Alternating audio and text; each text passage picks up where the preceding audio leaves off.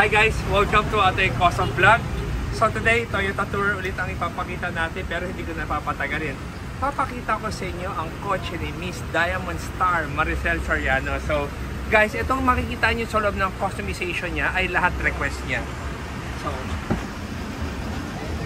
okay.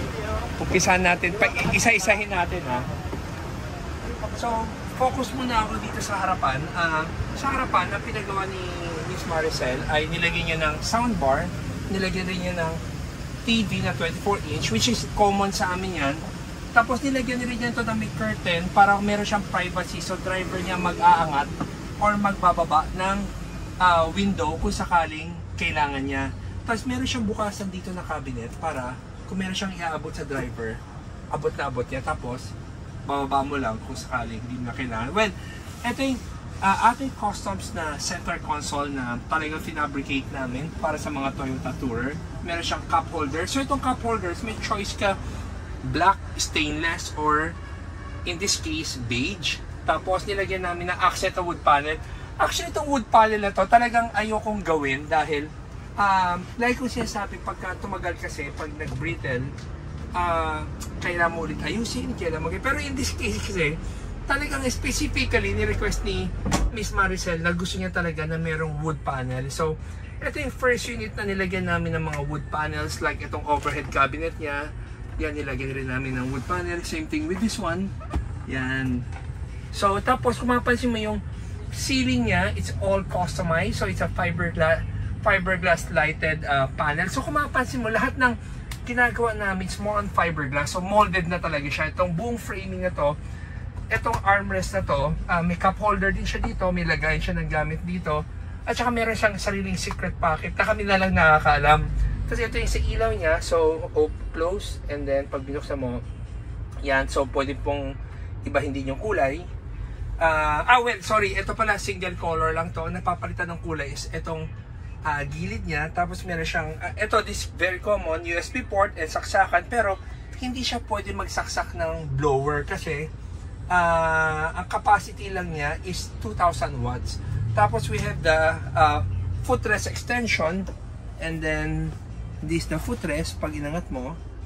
Tapos ito kung mapansin mo, itong center console namin, meron siyang lagay ng gamit kasi may choices ka kung pipiliin mo yung di baba or ito para lang maabot mo na agad ng gamit mo. Sasabihin na ng client kung ano yung gusto niya. May lagay pa dito ng mga papeles or anything na gamit mo na maliit lang nandito. Ito naman yung mga para hindi malaglag.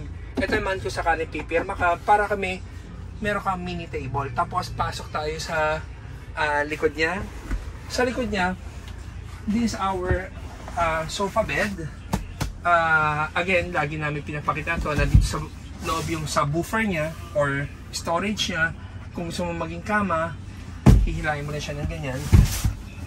Yan, kama na siya. So, ito. Yan. Ngayon, kaya siya may spacing doon. Talagang sinukat ni Miss Maricel yung maleta niya. So, it is the curtain. Saktong-sakto yung sukat ng maleta niya doon. Tapos, kung sakaling mas marami pa siyang maleta, ito, pwede siyang, yan, nakaganyan. So, para mas mababa yung sandalan mo, pwedeng mas mataas, ipapatong mo lang siya dito.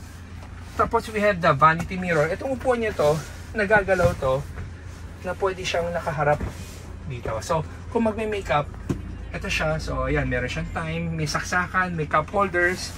Tapos, pagdating naman sa likod, sa toilet niya, itong toilet niya, usually ito nakabukas to pero ito, pina-blackout niya talaga na saradong-sarado para, wala lang, gusto lang ni Miss Maricel sarado to, pero usually sa ibang client, continuous dito, bukas yan hanggang doon sa kabila. Tapos we have, yan, standard, we have a sink, bidet, we have the vanity mirror again, tsaka toilet holder. So, guys, ito yung mabilisang vlog natin sa Toyota Tour ni Miss Diamond Star. So, hintayin natin yung vlog niya, mas exciting siguro yung vlog niya kung actual na niya ginagamit. So guys, I hope na gustuhan nyo itong short video natin about the new tourer. Matagal na kami hindi nagpo-post ng tourer, kaya lang namin pinost yung tourer na to because of bagong layout na nilagyan namin ng mga wood panels. We have 5 colors of these laminated wood panels. Guys, itong panels na to is made of fiberglass also para hindi ka magkakaroon ng problema in time. So guys, I hope na gusto niyo tong video natin. At saka, guys, like ko sinasabi, every day is a blessing. At saka, siguro I have short na sasabihin about Hosea. We learn about the life of Hosea na napangasawa niya si Gomer. At the end of the story, only to realize the Gomer is us pala. So, tayong pabago-bago ng isip, lagi natin tatandaan nandiyan lang si Christ.